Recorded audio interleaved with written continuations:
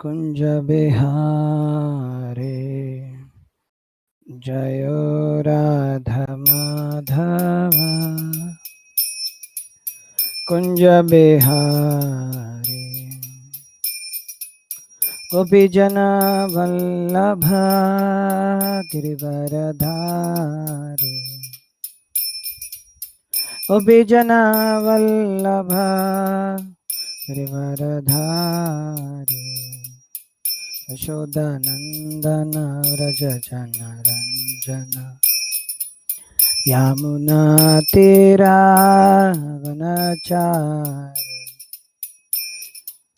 यमुना तीरावनचारि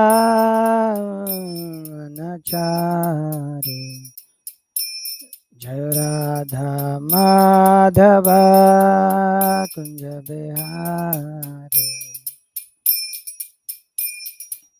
गोपीजना वल्लभ गिरिवरधारी यशोदानंदन व्रज जन रंजन यमुना तीरा वनचारि यमुना तीरा वनचारि हरे कृष्णा कृष्ण कृष्ण हरे हरे हरे राम राम राम हरे हरे। जय विष्णुपाद परम से परिव्राजकाचार्य अष्टोत्तर सत श्रीमद अभय चरणारविंद भक्ति वेदांत स्वामी प्रभुपाद की जय। जय विष्णुपाद परम से परिव्राजकाचार्य अष्टोत्तर शत श्रीमद भक्ति सिद्धांत सरस्वती गोस्वामी महाराज प्रभुपाद की जय। अनंत कोटि वैष्णव वृंद की जय। नामाचार्य शिलादास ठाकुर की जय। प्रेम से कहो श्री कृष्ण चैतन्य प्रभु नित्यानंद श्री अद्वैत गदाधर श्रीवासदि गौर भक्त वृंद श्री श्री राधा कृष्ण गोप गोपीनाथ श्याम कुंड राधा कुंड गिरि गोवर्धन की जय। वृंदावन मथुरा धाम की जय। मायपुर नवदीप धाम की जय। गंगा माई की जय। जमुना माई की जय। भक्ति देवी की जय। श्रीमती तुलसी महारानी की जय। समवेत गौर भक्त वृंद की जय। निताय गौर प्रेमानंदे हरि हरि बोल।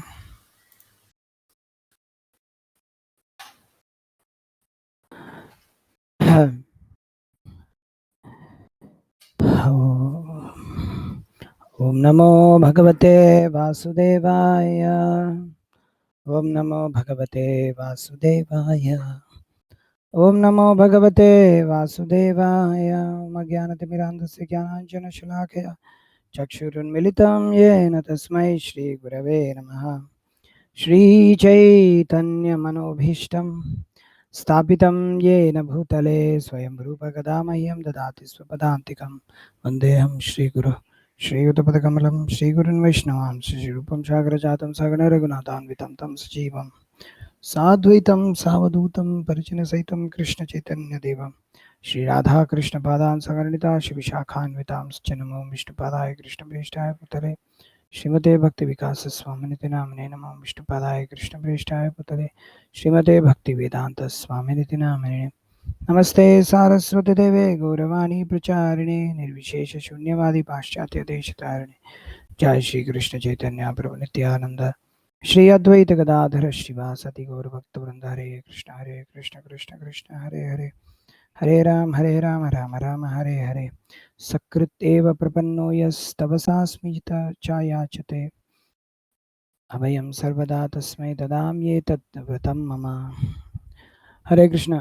So welcome all devotees to our online session of reading Mothers and Masters book written by His Holiness Bhakti Vikas Swami Maharaj and published by Bhakti Vikas Trust and dedicated to His Divine Grace Sri Bhaktivedanta Swami Prabhupada, founder Acharya of the International Society for Krishna Consciousness. So we are continuing to read from the section 3 entitled Women Masters or Mothers, page number 191. Topic: Traditional culture is still appreciated. So before just continuing, I want to just confirm from devotees that am I audible?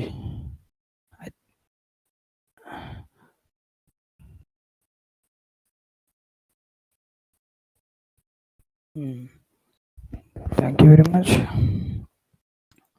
So if I'm audible, then I can continue to read and then we will read together. Hare Krishna. Traditional culture is still appreciated. Fortunately, secularists and humanists have still not wreaked their full havoc in those large portions of the world wherein traditional culture is still widely appreciated. One such place is Bosnia, a Muslim dominated country in Europe. One of my female disciples there comes from a Muslim family. Her late mother was an initiated devotee, and her sister also is a devotee. She opted to wed a man from a largely secular Muslim family that nonetheless still maintains many traditional Islamic principles, and her husband is agreeable to her being a devotee.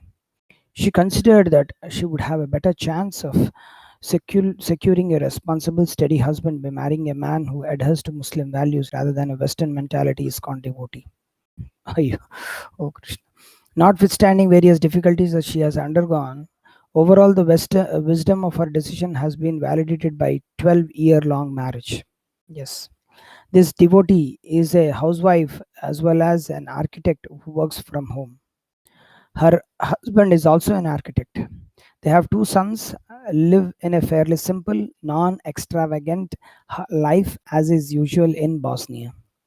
She writes a blog in her native language to share her life as a devotee and has earned acclaim from her readers, most of whom are young Muslim girls who appreciate her. She is balancing her family and religious commitments. She has made friendships with several Muslim girls who, influenced by her writings, have come to respect Krishna consciousness as a cultured religious process wherein women live a dignified life of devotion to God. This particular example indicates that traditionalism, not liberalism, and feminism is clearly the best cultural approach for reaching the many people who wish to maintain traditional morals, which includes more than 1 billion Muslims. Of course, the Islamic world is not without problems, but the liberalized West, if it could muster up sufficient humility, could learn much from Islam. Certainly, gender roles within Islam are closer to Vedic than are Western gender roles and closer even than those in today's ISKCON in Western world. The way forward. Because sexual attraction will always be the basic principle of material existence. Varnasrama Dharma is also called Sanatana Dharma, for it is specifically meant to facilitate the overcoming of sex desire. In this and many other important ways, Vedic culture helps to foster Krishna consciousness. And also, for the sake of societal peace and harmony, it is better that women stick to their natural duties and men to theirs. Realistically, to transplant the Vedic culture into the demonic civilization will necessitate much intelligence, dedication, and patience. It won't happen overnight. Most devotees still struggle with bad habits and misconceptions.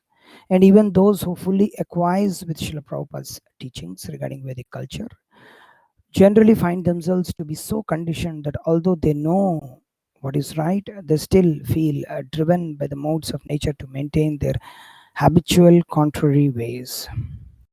A practical beginning would be to impart systematic education and training in Varnashrama principles, as Srila Prabhupada ordered to do via Varnashrama colleges. Furthermore, we need to see examples of devotees engaged in Varnashrama Dharma. Already there are some temple and farm communities progressing in the right direction, and several young adults who are raised as devotees from childhood are now, of their own accord, sincerely committed to Krishna consciousness and family duties, and thus becoming excellent examples for the rest of our society. These are all promising signs. But to effectively promote Varnashrama Dharma within ISKCON requires that the institutional leaders take it seriously. Today's ISKCON cannot fully and properly satisfy Srila Prabhupada if its leaders remain in denial of this major mandate set by its founder Acharya. Ultimately, we have to choose to accept either the social values and gender roles of the society based on sexual intelligence, sexual indulgence, or to endeavor to establish a society based on curbing sex fascination and developing pure love of God. Part 3. Topic: Guru Devis and grandmothers. A posting on Sampradaya Sun website, 2nd November 2012.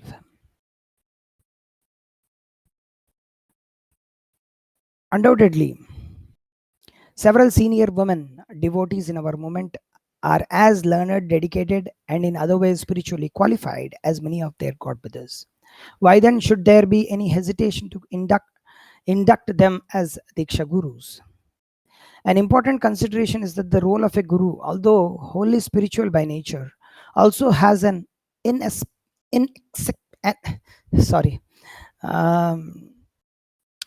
important consideration is that the role of a guru, although wholly spiritual by nature, also has an inescapable social dimension. No one can live in any society without having a social role, which is determined by various factors including gender. For instance, only women can be mothers, and motherhood is much more than merely a biological function. Among all possible forms of social organization, followers of Krishna's Vedic culture accept Varnasrama Dharma as being axiomatically the best. In Varnasrama Dharma, a specific, subtle, and subdued role is the norm for women, and men are accorded a more dominant role. From the very beginning, Gaudiya Vaishnavas have largely accepted these gender roles, as is apparent in the sparse references to females among the associates of Lord Chaitanya. More recently, Srila Bhaktisiddhanta Saraswati's Gaudiya Math was clearly a male-dominated institution. Yet Lord Chaitanya declared himself to be not a member of any Varna or Ashrama, and Gaudiya Vaishnavism aims to transcend all bodily designations and social roles. Lord Chaitanya accepted among his topmost devotees Rupa, Sanatana, Haridas, and others who were unacceptable to the social orthodoxy.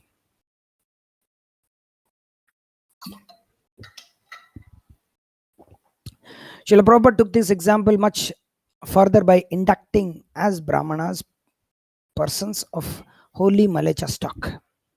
However, in accord with previous acharyas, Srila Prabhupada also wanted to reintroduce Varnasrama Dharma.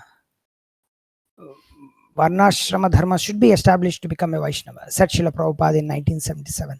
It is not so easy to become a Vaishnava. Varnasrama Dharma being a social arrangement and Vaishnavism a spiritual endeavor, there is a natural tension between the two. If devotees become overly concerned with the procedures of Varnasrama, they risk subordinating its spiritual purpose and become dully ritualistic. Yet without Varnasrama Dharma, aspiring Vaishnavas risk becoming Sahajyas or losing Krishna consciousness altogether. This particular three sentences are very, very important. Why at all Varnasrama Dharma is required when Vaishnavism is meant to help its practitioners transcend all social considerations was several times explained by Srila Prabhupada. Example, in a conversation in Mayapur on 14th February 1977. Indeed, Srila Prabhupada stated that 50% of his mission was yet to be established in the form of Varnasrama Dharma. If we consider that Srila Prabhupada actually did, we can perceive a little of the massive task that Srila Prabhupada has left us. Just as spreading Krishna consciousness worldwide and compiling volumes of law books for the next 10,000 years was an unprecedented and seemingly impossible achievement, so is the re-establishment of Varnasrama Dharma.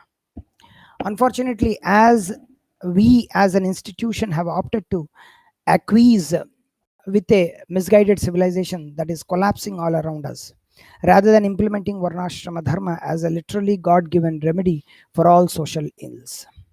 We have found it easier to be competent with urban properties and followers rather than taking Srila Prabhupada's revolution to the next level by living on the land, protecting cows, producing our own food, and being happy by chanting Hare Krishna. For several years, the GBC has been conducting strategic planning, but Varnasrama Dharma is not an agenda, even as a long-term project.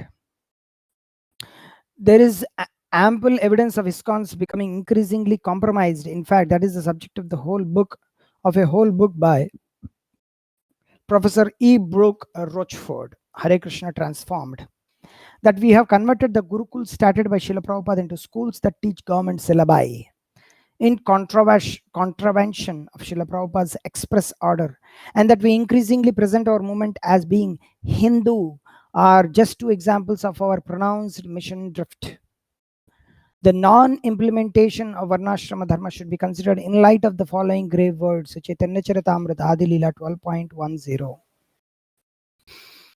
Acharyere mata yai sei mata sar taro agya lagi chale sei to asar. The order of spiritual master is the active principle in spiritual life, and anyone who disobeys the order of the spiritual master immediately becomes useless. Here is the opinion of Srila Krishnadas Kaviraj Goswami. Persons who strictly follow the orders of the spiritual master are fully or useful in executing the will of the Supreme, whereas persons who deviate from the strict order of the spiritual master are useless. Just as Srila Prabhupada criticized his god brothers as being useless, see Chaitanya Charitamrita Adi 12.8 purport, for not having fulfilled their guru's open order to preach Krishna consciousness. So future generations might well criticize us as being useless for having deviated from Srila Prabhupada's open order to establish Varnasrama Dharma. Yeah, this is also a very important paragraph. Therefore, I suggest that the issue of female Diksha gurus be considered in relation to the whole direction of our movement. If we wish to continue neglecting Srila Prabhupada's order to institute Varnashrama Dharma, then introducing female Diksha gurus is the logical next step in our pandering to egalitarian fantasy that is intrinsic to the modern so-called civilization. So this book came maybe 4, 5, 6 years back. So by now, this is done. But if somehow we get back to what Srila Prabhupada so much wanted and we decide to implement Varnashrama Dharma, then we will have to put much energy into community development starting at the family level. If husbands and wives cannot live happily together, there cannot be stable families, without which there cannot be stable communities, without which there cannot be Varnashrama Dharma. Sannyasis tend to get all the name, fame, glory, but it is a great mistake to underestimate the importance of mothers and grandmothers. The body and psychology of women are designed to perform an essential function that men simply cannot do, which is to be mothers. Without the total giving of themselves to their children, that is a natural characteristic of motherhood, we cannot expect children to develop into emotionally secure adults.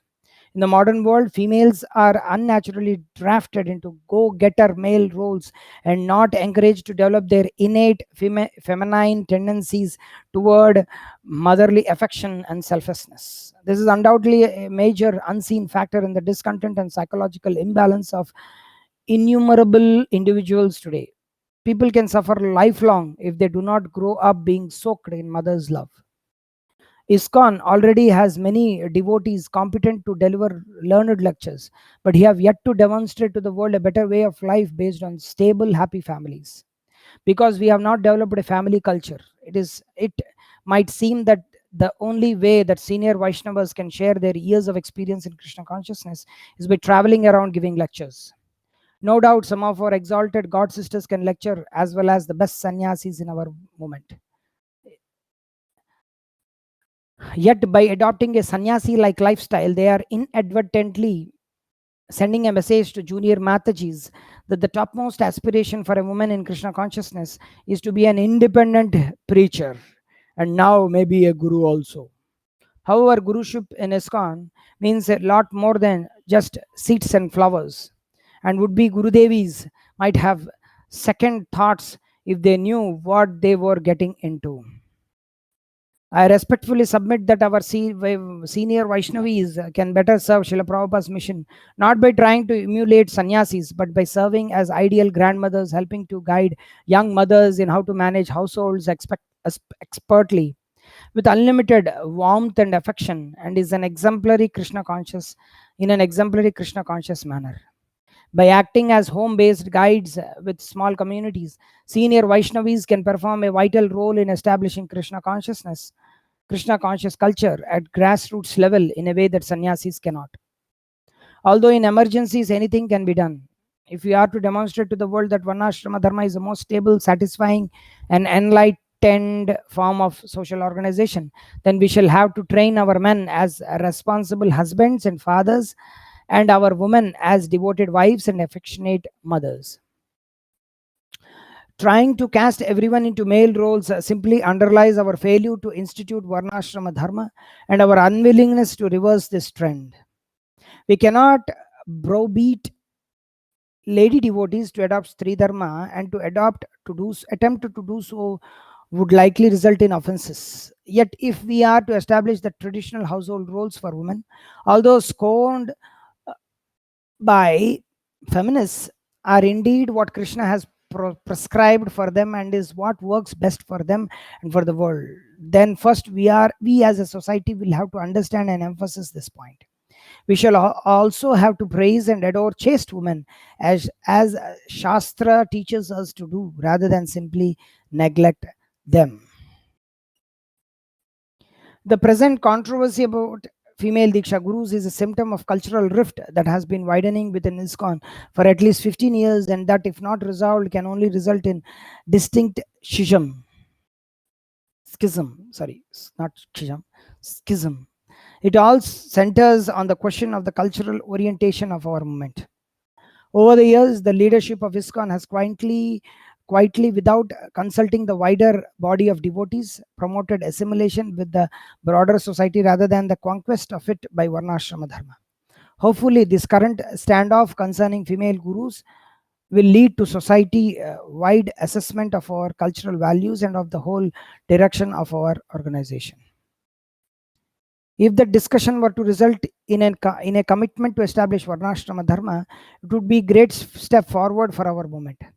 By continuing to neglect this order of Srila Prabhupada, we risk being gradually cut off from his full mercy, as is manifest even today in our increasing adoption of secular and mundane traits.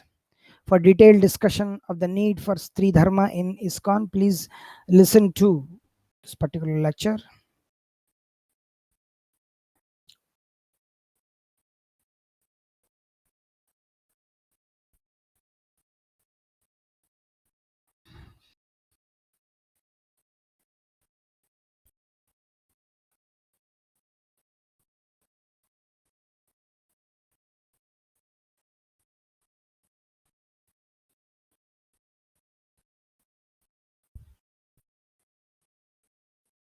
Okay.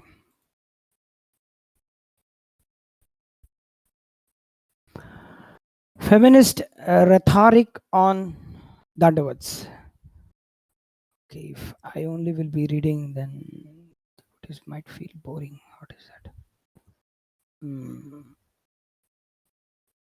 Shivkumar and Shubhankar are there.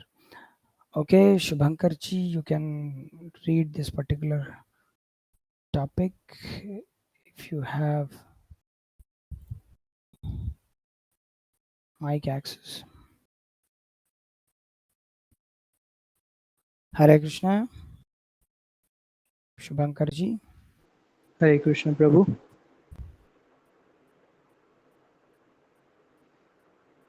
Feminist Rhetoric on Dandavats. Disputes over gender roles are, of course, not unique to ISKCON. For several decades, certain Christian denominations have been racked and rent by gender wars, and sections of Islam and Judaism have also been affected. What is perhaps unique in ISKCON, however, is a nine taboo on the term feminism, maybe because Srila Prabhupada was clearly against women's liberation, or maybe because we consider ourselves to be too spiritual to be influenced by such mundane ideologies. But let's be clear what the issue is: feminism. The doctrine that human history has been unjustly dominated by men and that now women should get their fair rights or more. Feminists particularly contend that religious tradition has upheld gender exploitation, and religious feminists seek to reinterpret scripture and tradition in light of feminist ideology. Within Vaishnavism, feminists have discovered that because the souls in the bodies of men and women are equal, therefore there should be no social differences between them. even though generations of devotees before them understood that the souls in the bodies of men and women are equal, but that indeed there should be social differences between them. It is not simply coincidental that this new perspective has arisen in tandem with secular feminism. Feminists everywhere are busy and effective in changing every facet of civilization to fit their belief. Intrinsic to their politics is a gross condemnation of anyone who wishes to uphold traditional values.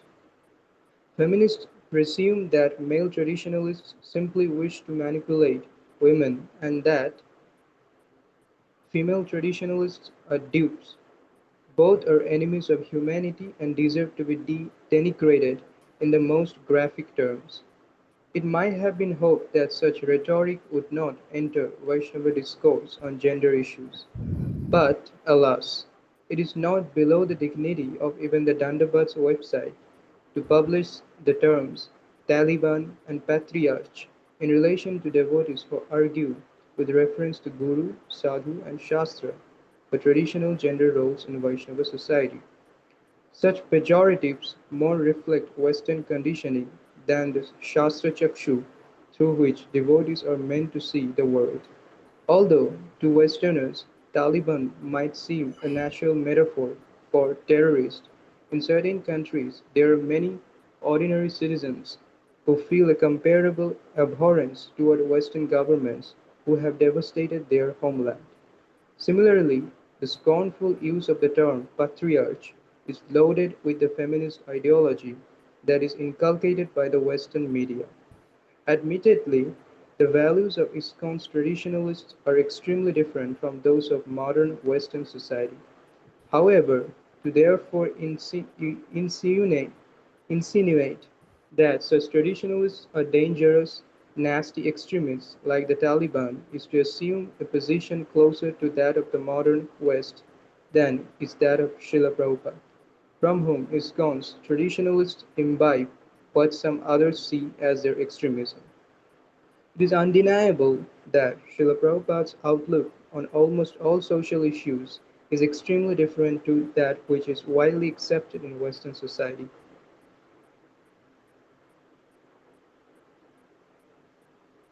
As Doctor J. Stilson Judah wrote in his 1974 book, Hare Krishna and the Counterculture, the position of women in the society may not appeal to Americans interested in women's liberation. Swami Bhaktivedanta says that all women other than one's wife are to be considered as one's mother, and yet he regards them as prone to degradation, of little intelligence, and untrustworthy.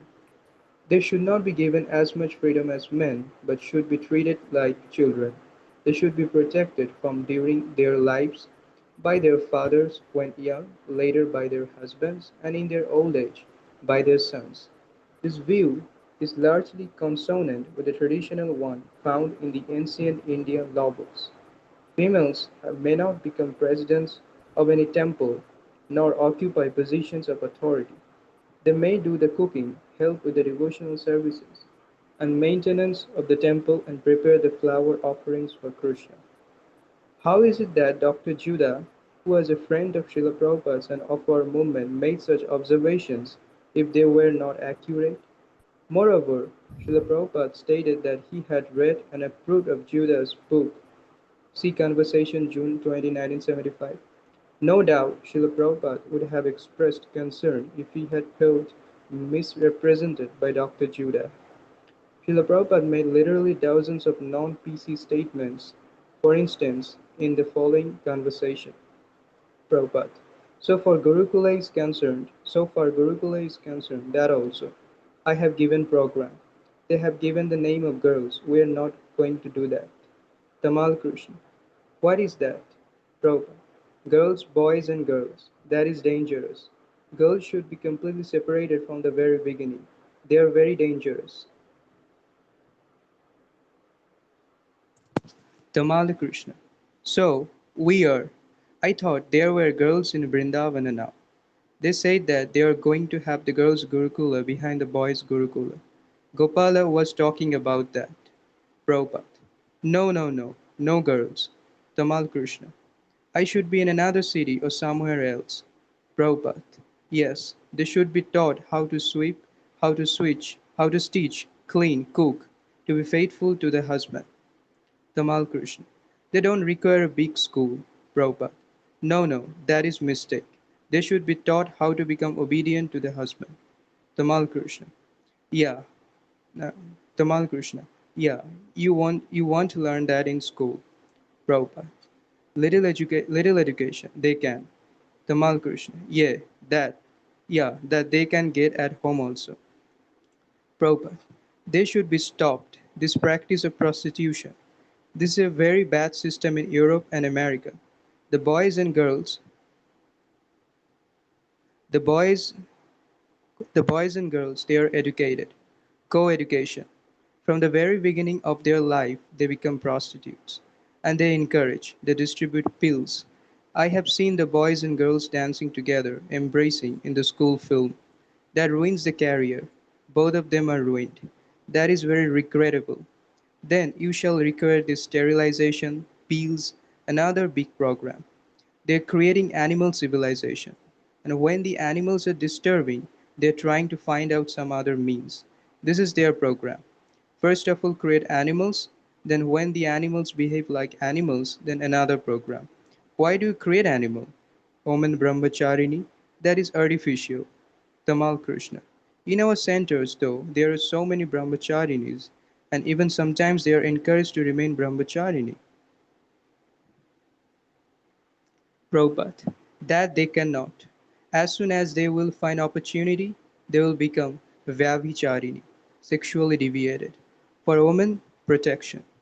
Tamal Krishna. So you don't advocate this remaining Singh, these women remaining brahmacharinis? Prabhupada.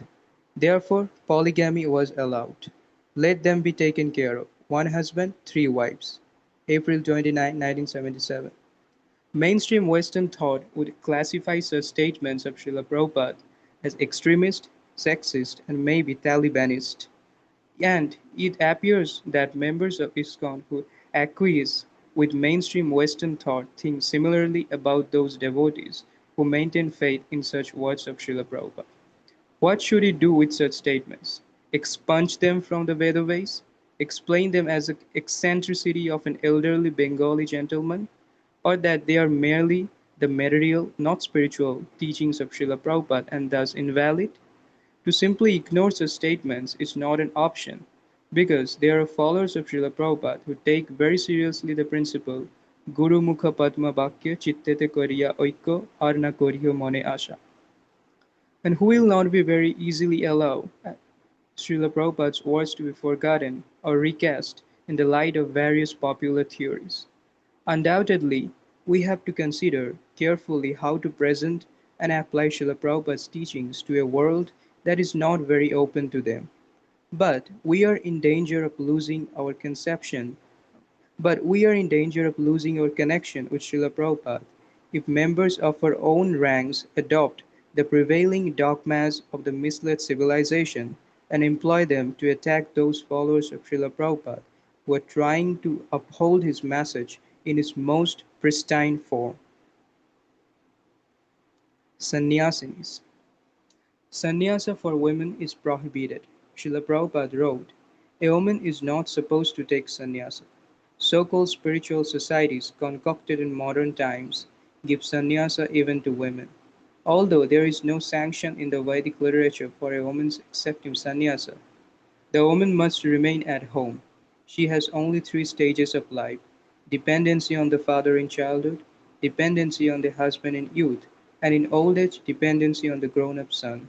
From the purport Srimad Bhagavatam, Srila Prabhupada also stated, just like our women, Krishna conscious, they are working. They don't want equal rights with men.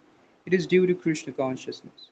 They are cleansing the temple, they are cooking very nicely, they are satisfied. They never say that I have to go to Japan for preaching like Prabhupada. They never say this is artificial. So Krishna consciousness means work in his constitutional position. The women, men, when they remain in their constitutional position, there will be no artificial. However, ISKCON today encourages independent women preachers who roam alone around the world without protection. What is the meaning to the rule that women should not take sannyas if some of them act as de facto sannyasis? Of course, this raises the question of how otherwise to engage those senior female devotees in ISKCON who come from a decidedly Western background and who never made the cultural transition to the kind of social role exemplified by Kunti, Sachi, and others in their old age. Yet, fortunately, by their being independent, itinerant, and female, ISKCON's traveling women preachers embody the feministic ideal. Yet, unfortunately, by their being independent, itinerant, and female, ISKCON's traveling women preachers embody the feministic ideals that the biggest, best women are out in the world doing what the men do, with no family connections or responsibilities. This is the same message that has destroyed the social fabric in Karmi society in the West, that feminists worldwide are foisting everywhere, and that is now firmly accepted within ISKCON. Okay, Prabhu. I'll request some other devotee to read. Thank you Thank you, very Prabhu. much. Thank you, Hare Krishna.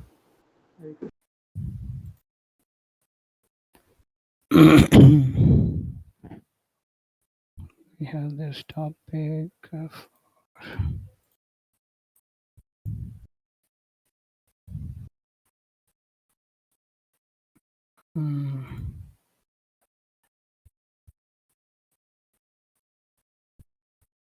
okay.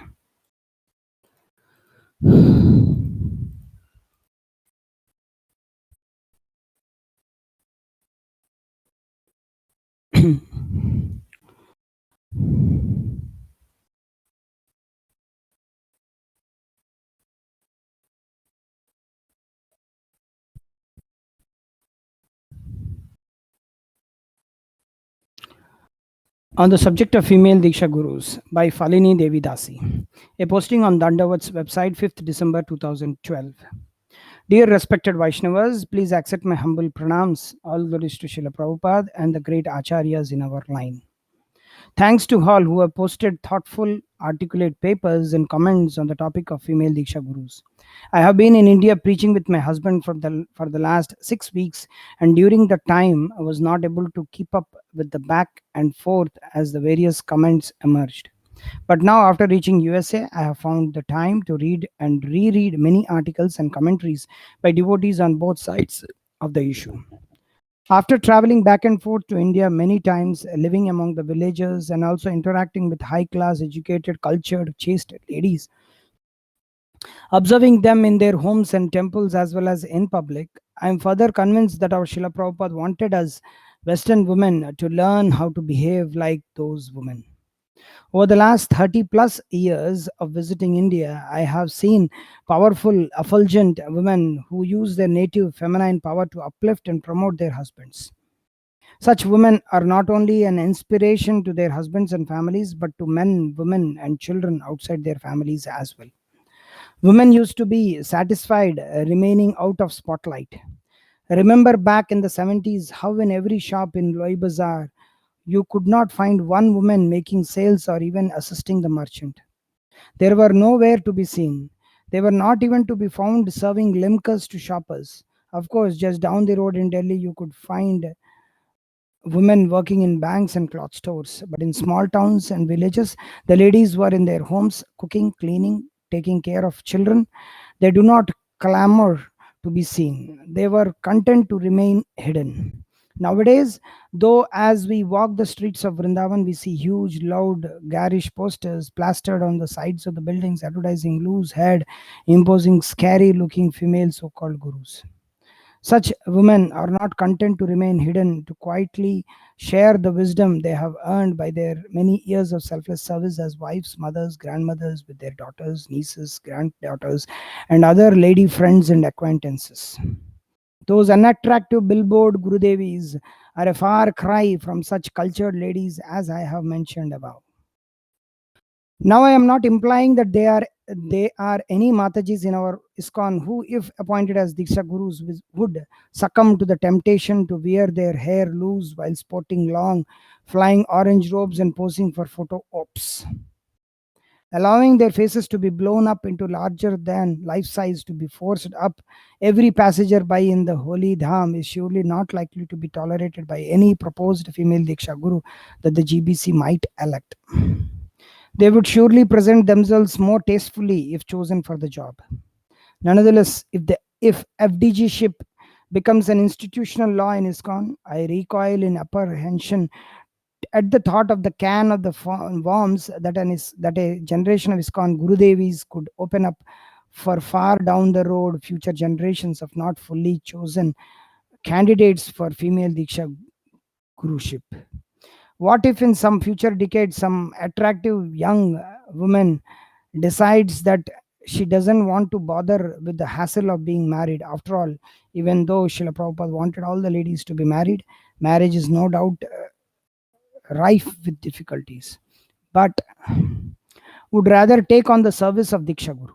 One can just imagine that might happen if such young Gurudevi finds herself approached by a male disciple who is desperately trying to remain celibate but is having emotional difficulties to overpowering sex drive. The wise men in our movement who are practicing celibacy know what would happen. They know how difficult it is for men to remain celibate in this day and age, and how gullible and soft hearted to a fault a young woman can be. Better that such a young woman surrender to Srila Prabhupada's desire that all women would be married. She can purify her heart by the method given by Lord Sri Krishna to serve her husband according to Stri Dharma and bear children according to the process of Garbhadhana Samskara, raising them as Vaishnavas. Her husband can become the guru for that struggling brahmachari, and she can assist her husband as his disciple's Guru Mata. But if we create a precedent for future young women that Diksha Guruship is another choice for those women who are not satisfied to perform Stri Dharma, there will be confusion in the minds of those women as to what their duties are. I have personally found that if a woman is actually doing her duty, she has little time for anything outside her Stri Dharma. A man, he works from sun to sun, but a woman work is never done. Great. A man, he works from sun to sun, but a woman's work is never done. The fact that women always have too much to do is the expert arrangement of the Lord who planned it that way. We women, although expert at a lot of tasks, are sometimes lacking in discrimination and weak in our resolve. We can easily fall prey to temptations and bad association and be led astray. We require not only protection, which means protection from danger, as well as control and direction from our fathers, husbands, and sons, but also full-time engagement. Busy women happily engaged in service of their husbands and families in Krishna consciousness have little chance to get into trouble. In fact, they find their feminine power and loveliness as well as blessings from above increasing as they remain doubted to their protectors. If a woman follows her Stri Dharma dutifully for the pleasure of the Lord, she is kept fully engaged, occupied in positive tasks for her entire life up until the point of death. Again, this is the expert arrangement of the Lord for souls in women bodies, and when women follow their dharma properly, the good effects of this perfect arrangement of the Lord are felt throughout human society. If by chance a Vaishnavi finds that she does have, if by chance a Vaishnavi finds that she does have extra time beyond her normal duties, then she can engage in other services that support the strengthening of Krishna consciousness among her family members, friends, and others.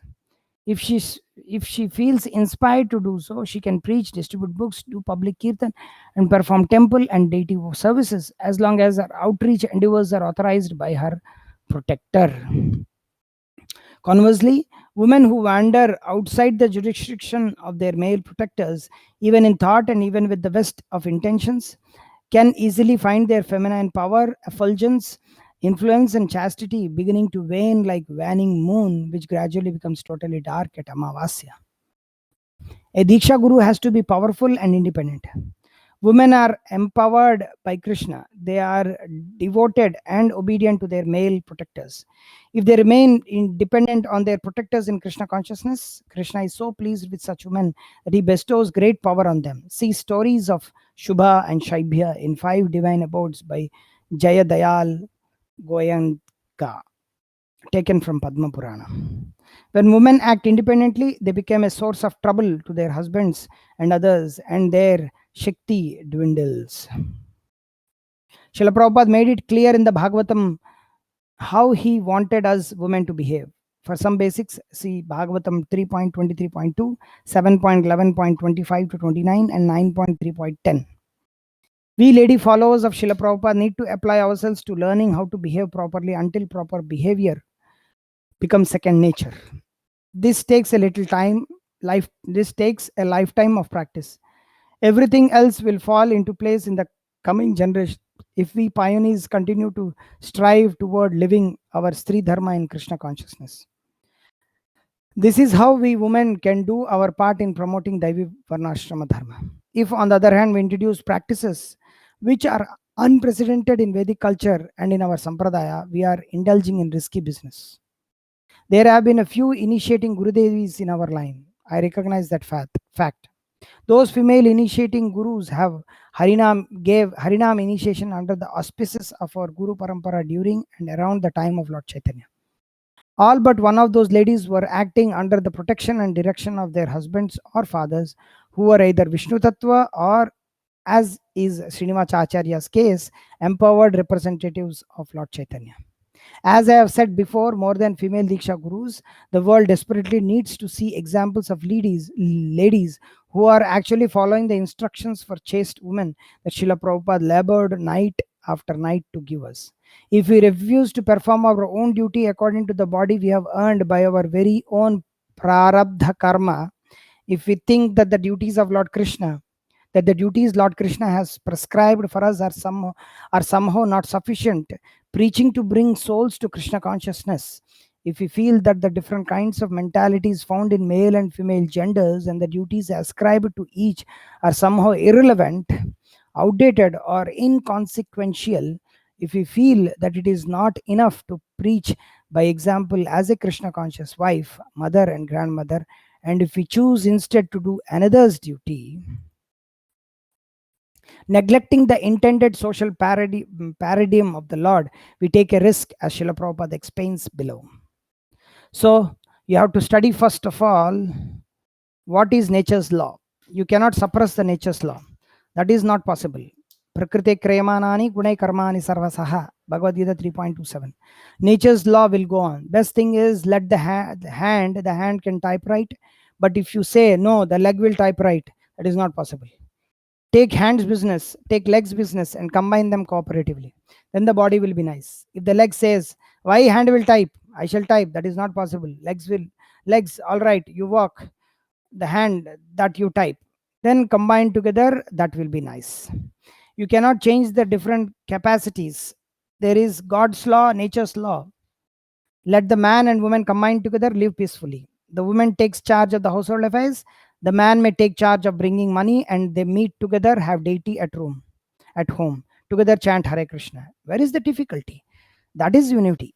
Combined together, working differently, but for the same purpose, for pleasing Krishna, then you will become happy. That is equality. Emphasis mine.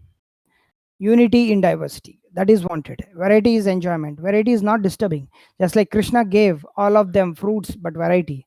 They are coming from same source, earth, but the Krishna is so intelligent. Varieties of fruits, varieties of flowers, varieties of grain, varieties of brain. That is enjoyment.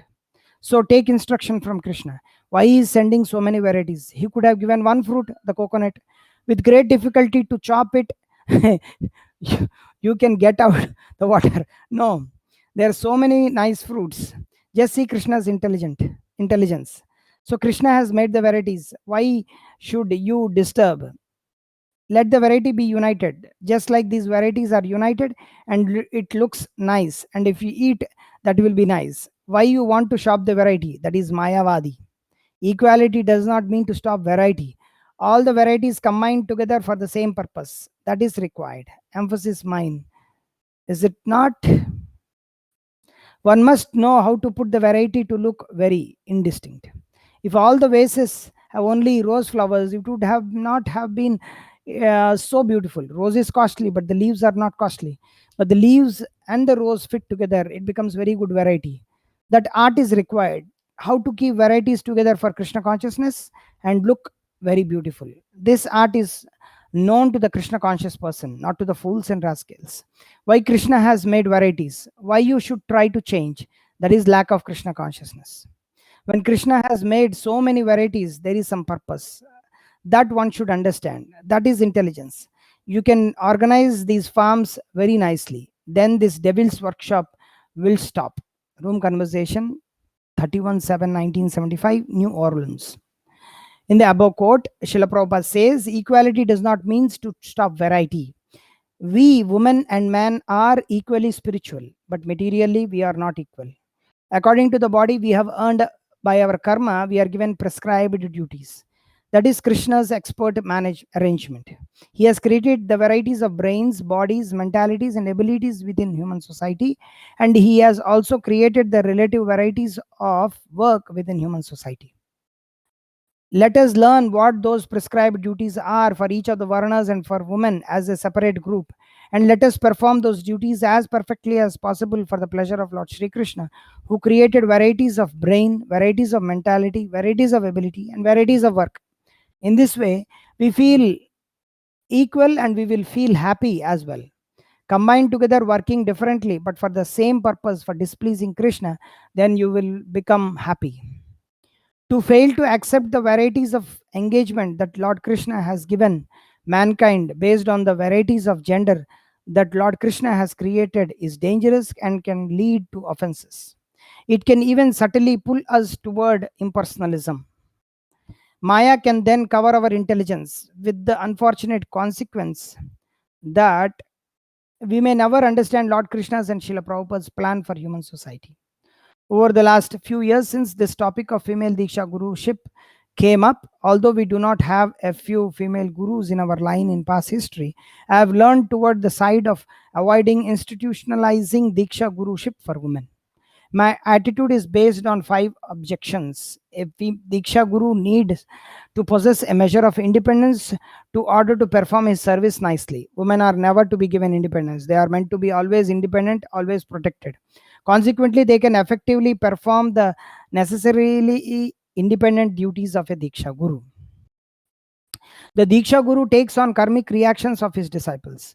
Husbands have to suffer the results of their wives' sins. Therefore, how can women take the karmic reactions of someone else, a disciple, without passing them on to her husband? Interesting. Main important point. Institutionalizing Diksha Guruship even for males, what to speak of for females, is not Shastric. Traditionally, we see only male gurus giving Diksha. The women in our line who initiated others during the time of Lord Chaitanya were most likely giving Harinam initiation, which is not actually Diksha. Yes. A woman cannot receive a sacred thread. So, how can she give a sacred thread? Someone objected to my stand, saying, well, not all elderly women in ISKCON have husbands or sons who can protect them. So, what are they then to do? Who will protect them? My answer is that instead of desiring or clamoring to take on recognized position of leadership within ISKCON,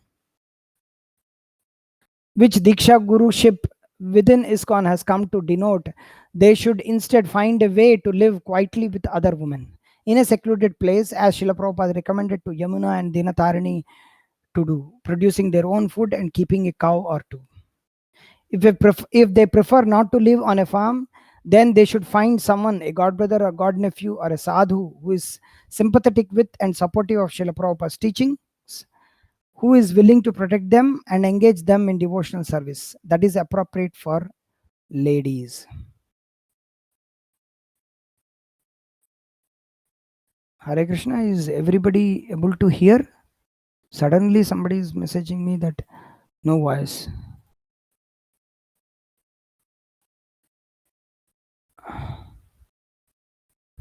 Everybody is able to hear, yes. Mataji, you can see the audio controls in your app. That would be good. Engagements that are compatible. Okay, I have to type because they can't hear.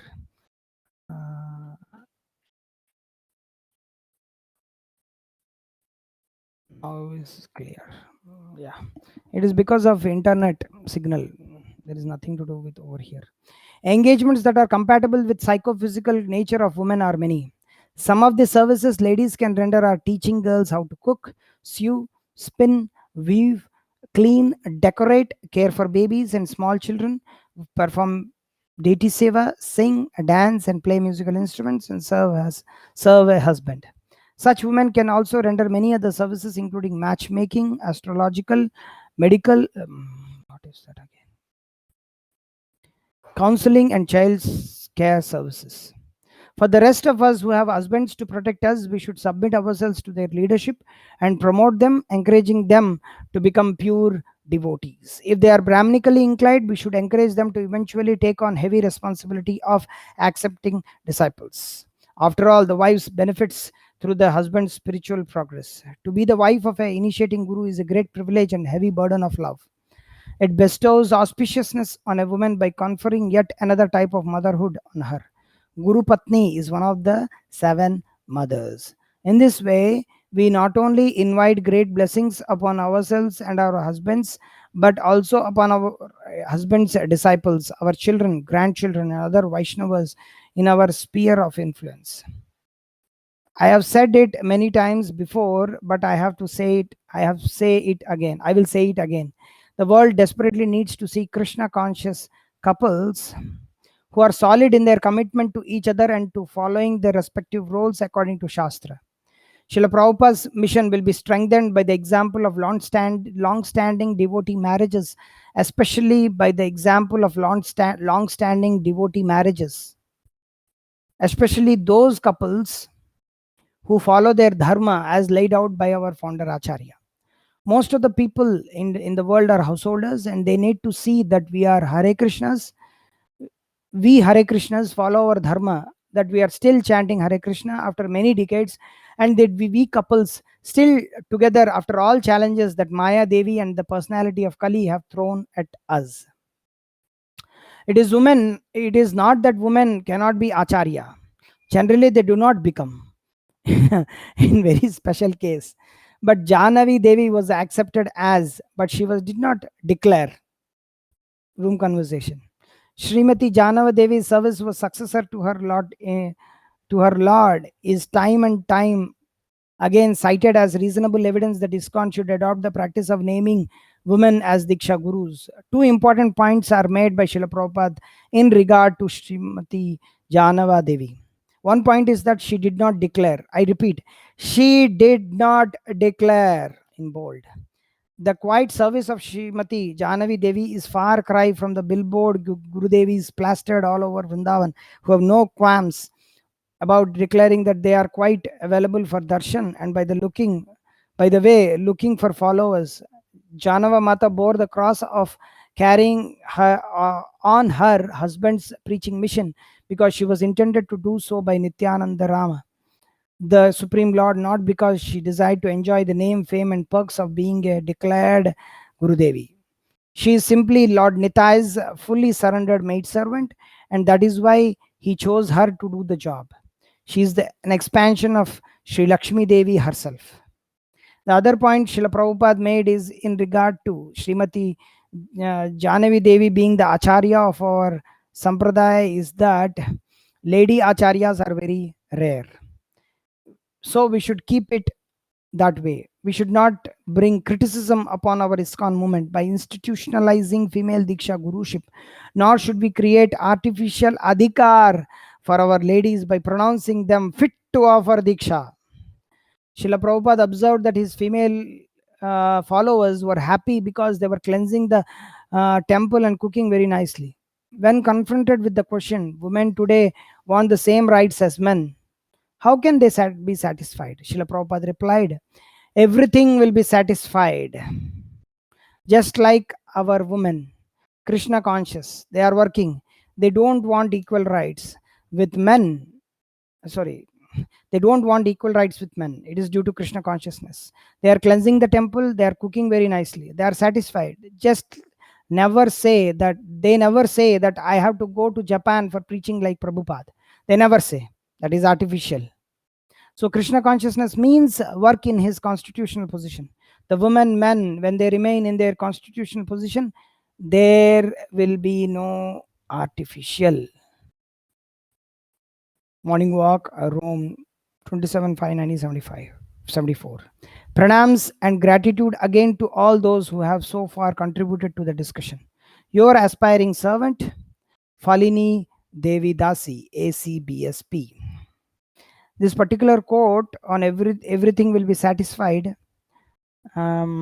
is quoted in this book maybe 4 times. 3 times Maharaj we have printed it in the dedication, and 2 times Maharaj quotes in his various topics, and this is the 4th time. Four times this is mentioned. So we have read till page number 240, and if devotees want to continue, then they may say yes, we want to continue. If the devotees want to say that no, time is up, we will leave, Prabhuji, we have some other services, then we can stop here. Otherwise, we will read this one topic and leave.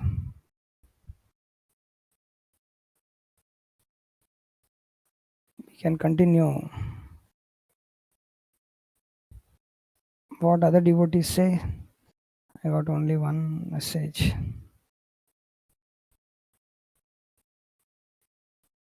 We can continue. What other devotees? They are thinking.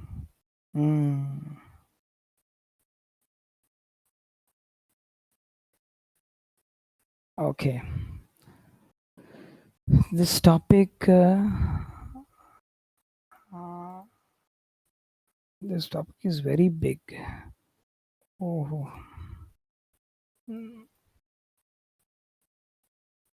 Maybe we can continue till the questions. Tomorrow we can study the answers. Yes. Okay. Shivakumar Rajendran. I'm giving you the access. Please read.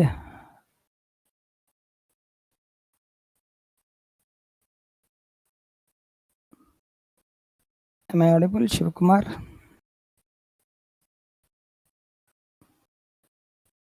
Hare Krishna.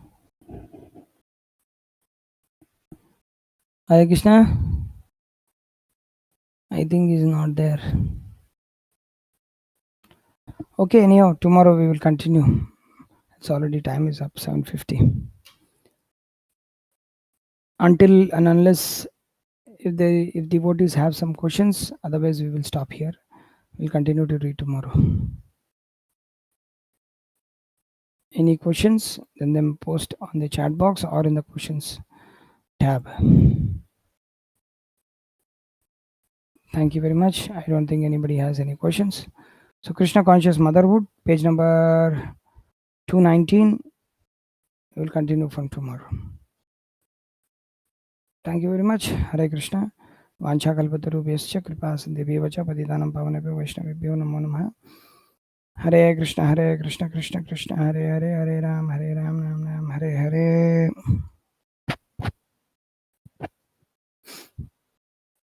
Hare Krishna.